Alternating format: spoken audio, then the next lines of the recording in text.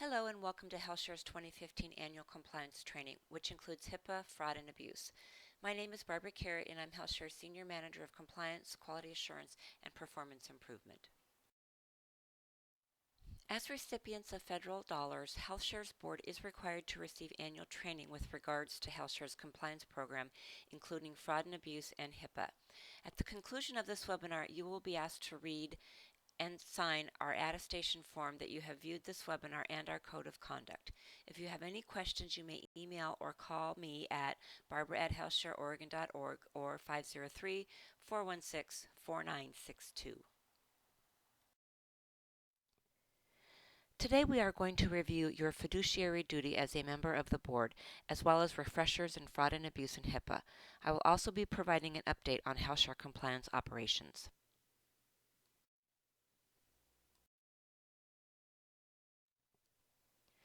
Your role as a board member is to oversee HealthShare's compliance program that is designed and operated to prevent, detect, and correct issues of noncompliance, as well as fraud and abuse.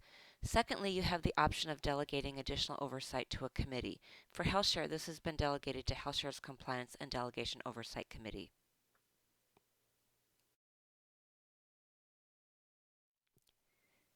Our compliance program is based on the federal sentencing guidelines and adopted by CMS. It is no different than the standards of other industries.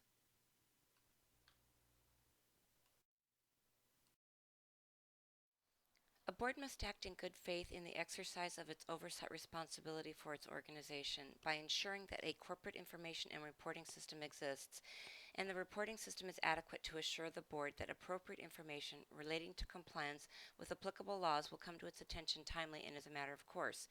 The existence of a corporate reporting system is a key compliance program element that keeps the board informed of the activities of the organization and enables the board to evaluate and respond to issues of potentially illegal or otherwise inappropriate activity.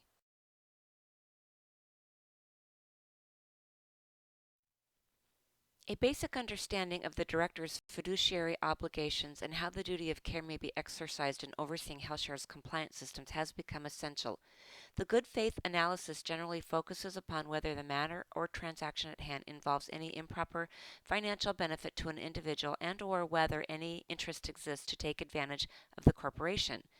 The reasonable inquiry test asks whether the directors conducted the appropriate level of due diligence to allow them to make an informed decision. The healthcare industry operates in a heavily regulated environment with a variety of identifiable risk areas.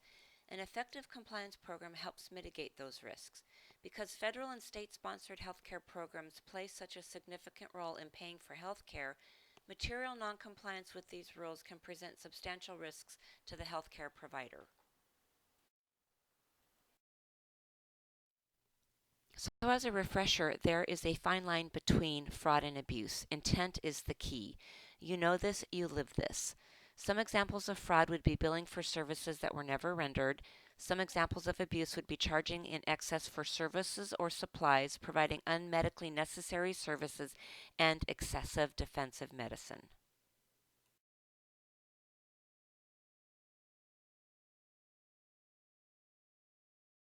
Causes of improper payments include errors, waste, abuse, and fraud, also known as mistakes, inefficiencies, bending the rules, and intentional deception. CMS program integrity activities target all cases of improper payments, from honest mistakes to intentional deception. Contrary to perception, not all improper payments are fraud.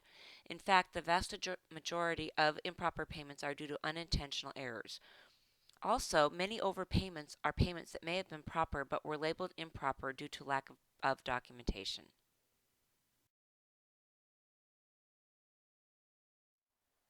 False Claims Act creates liability for the submission of a claim for payment to the government that is known to be false in whole or in part.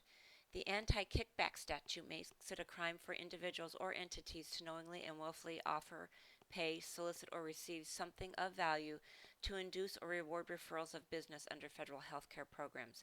And the Stark Law prohibits physician referrals when there is a financial relationship with the entity.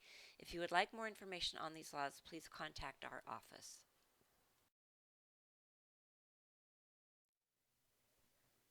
Again, the penalties really vary depending on the severity of the violation, from civil monetary penalties to imprisonment or exclusion from healthcare programs.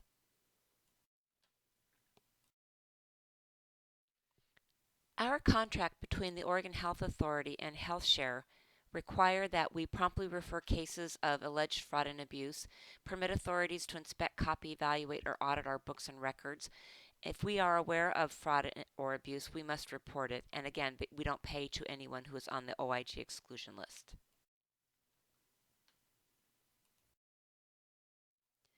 The appropriate risk accepting entity will conduct the initial investigation.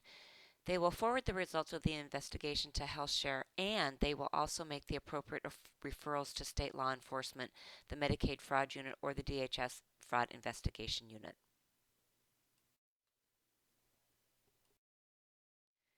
To date, our delegated entities have reported the following alleged fraud investigations, a total of 7 to date, and 1 currently undergoing investigation at this time.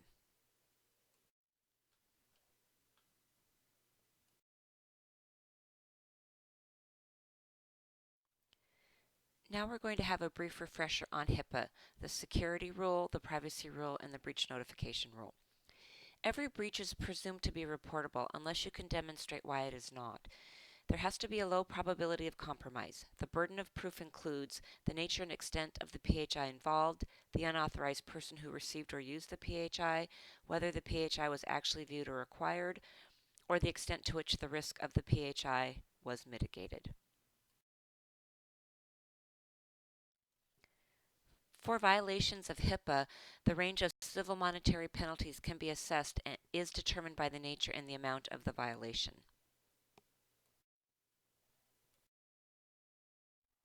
In 2015, Advantage Dental experienced a significant breach of 2,186 records from a hack in their systems.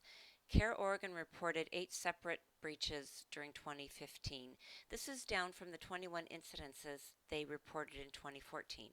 A focus for 2016 will be to enforce this type of reporting to HealthShare from all of our RAIs. Thank you for taking the time to complete our annual training. Please read the attached Code of Conduct, sign the attestation form, and return it to Corey Kirk for our records. Thank you again.